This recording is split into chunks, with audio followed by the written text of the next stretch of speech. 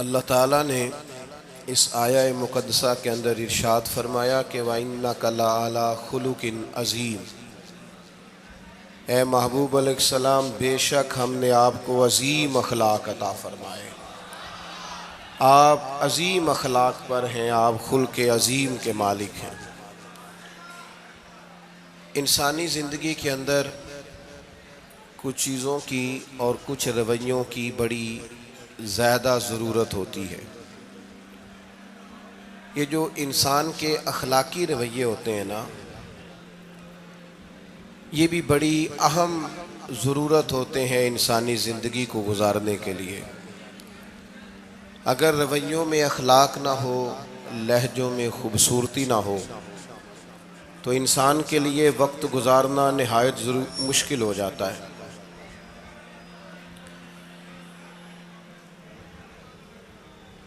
اللہ تعالیٰ آپ کو جزائے خیر دے۔ میں دوستوں سے کہتا رہتا ہوں کہ کسی کھلی جگہ پہ احباب کے لیے بندوبست کیا جائے تاکہ لوگ تکلیف کا شکار نہ ہوں۔ پیار سے آ جاتے ہیں کئی ساری جگہوں پہ، بلکہ شاید ساری جگہوں پہ اب یہی مسئلہ بنتا ہے جگہ کا، لیکن اس وقت احباب بعض اوقات توجہ نہیں کرتے، پھر مشکل بڑھ جاتی ہے۔ اب تو جیسے ہے ویسے ہی رہے گا۔ بھئی آپ بولیں تو نانا، آپ اتنا شور کریں گے تو میں بات کیسے کروں گا؟ اللہ تعالیٰ نے خیر کیا ہے، کچھ بہتری۔ اب ایک دفعہ بلند آواز سے درود شریف پڑھیں۔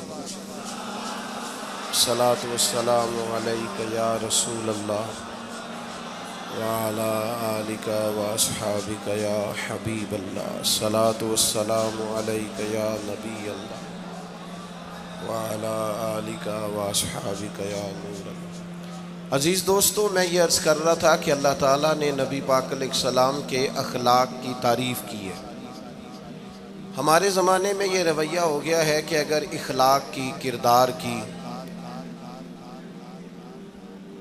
کوئی بھی بات کی جاتی ہے تو لوگ سمجھتے ہیں شاید یہ ایک بیٹا آپ دو لوگ رہ گئے ہیں، یا تو آپ بیٹھ جائیں، پیچھے آپ کے سب اشارے دے رہے ہیں، آپ مہربانی کریں نا یار، میں نے تو کبھی اتنا ٹائم ہی نہیں لگایا جلسہ سیدھا کرنے میں، ہاں تو بڑی مشکل ہو گئی۔ اللہ آپ کو برکت دے، آپ تو بڑے پیارے لوگ ہیں، آئے سارے پیار سے ہیں، پر وہ پیار میں جیتنا چاہ رہے ہیں ایک دوسرے سے۔ حالانکہ پیار میں جو مزہ ہارنے کا ہے نا، جتن جتن تے ہر کوئی کھیڈے تو ہارن کھیڈ فقیرا، جتن دا مل کوڈی پیندائی، ہارن دا مل ہیرا۔ اس میں تو قربانی دینی چاہیے، ایک دوسرے پر اظہار کرنا چاہیے، کہنا چاہیے یار آپ بیٹھ جائیں میں ذرا پیچھے چلا جاتا ہوں۔ یہ تو دینی ماحول ہے، اس میں تو اظہار کی ضرورت۔ بہرحال آمدہ برسر مطلب ہمارے ہاں لوگ سمجھتے ہیں کہ اخلاق کی بات کی جائے تو شاید یہ بڑا عام سا سادہ سا کوئی عنوان ہے۔ حالانکہ یاد رکھیے گا نبی پاک علیہ السلام نے فرمایا ہے میں مکارم اخلاق کی تکمیل کرنے کے لیے دنیا میں آیا۔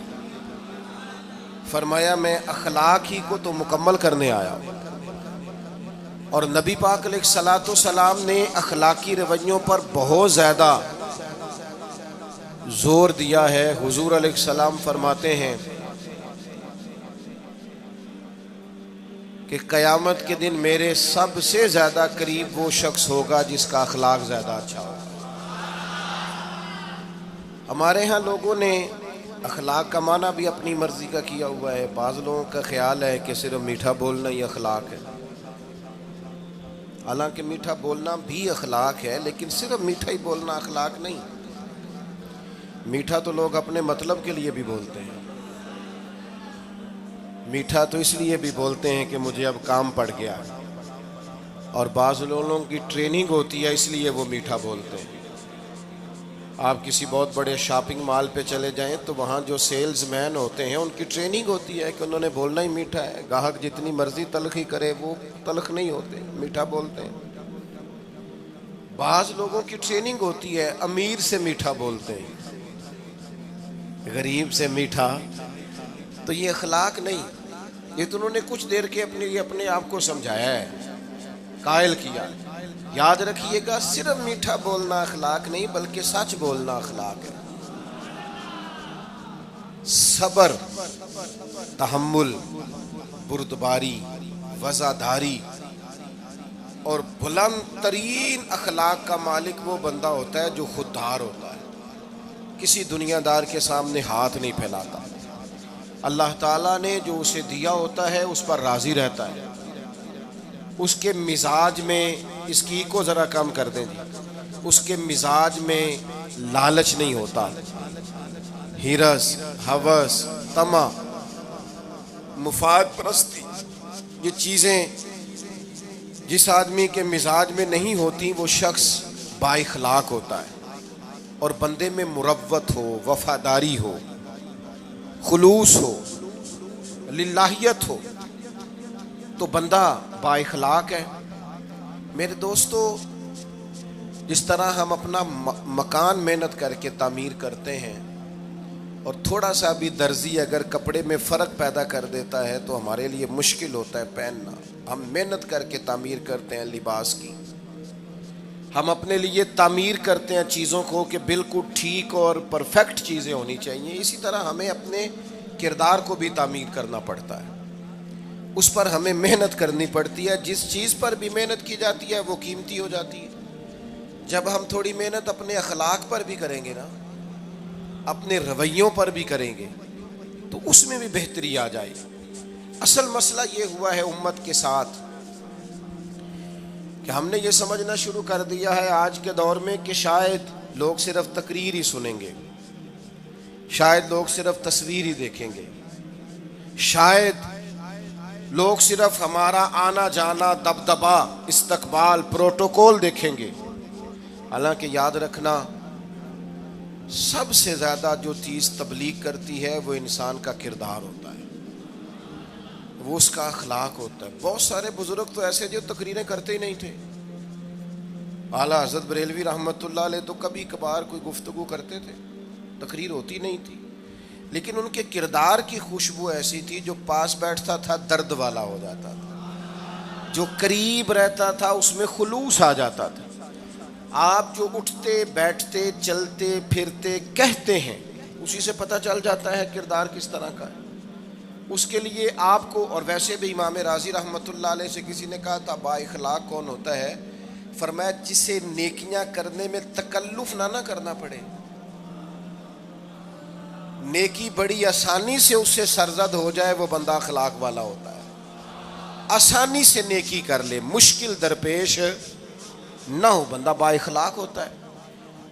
جب جب ہمارا اخلاق اور کردار اور لب و لہجہ اور اٹھنا بیٹھنا، آپ بڑی تعریفیں کریں گھر جا کے کہ میرے استاد بڑے قابل ہیں، آپ کہیں میں بہت عالی شان پیر صاحب کا مرید ہوں، کیا بات، لیکن خدا نہ کرے بیوی کو گالی دے تو وہ اسی وقت کہہ دے گی یہ سکھایا تجھے تیرے پیر صاحب نے، یہ استاد صاحب سے سبق پڑھ کے آیا، یہ اس تنظیم کا آدمی ہے۔ وہ کبھی قبول نہیں کرے گی آپ کے استاد کو، آپ کے پیر صاحب کو، آپ کی تنظیم کو، کہے گی پتہ ہے مجھے کس پانی میں یہ سکھاتے ہیں تمہیں۔ جب تک اخلاقی رویہ بدل نہیں جاتا، آپ کہیں میں بڑی محافل کراتا ہوں، میں بہت بڑا آدمی ہوں اور میں بڑے دینی کام کرتا ہوں اور میں اپنے اوپر لیبل رکھتا ہوں، لیکن آپ کا دوستوں کے ساتھ اٹھنے بیٹھنے میں حلال حرام کی تمیز میں ہی کوئی خیال نہ ہو تو کوئی نہیں مانے گا آپ کی بات۔ ہمارے ہاں سنت شریعت کا بھی ہم نے اپنی مرضی کا نام رکھ لیا ہے نا۔ میں نے الحمدللہ زندگی میں داڑھی نہیں کٹوائی، مجھے کبھی خط بھی نہیں کرانا پڑا، شروع سے رکھی ہے، اور امامہ تو اب ایسے محسوس ہوتا ہے طبیعت کا حصہ بن گیا ہے۔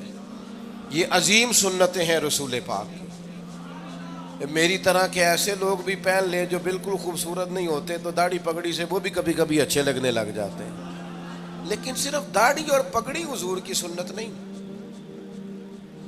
یہ بھی آپ نے سچ غور کرنا ہے اس پر بھی۔ صرف دین کا لباس پہننا ہی حضور کا طریقہ نہیں، اخلاق اور کردار کو سمجھیں۔ حضور کی جو سنت سب سے پہلے لوگوں میں معروف ہوئی تھی، جس سے تعارف ہوا تھا، وہ تو صادق اور امین ہونا ہے۔ او بھائی سچ بولنا بھی تو حضور کی سنت ہے نا، دیانت دار رہنا بھی تو نبی پاک کا طریقہ ہے نا۔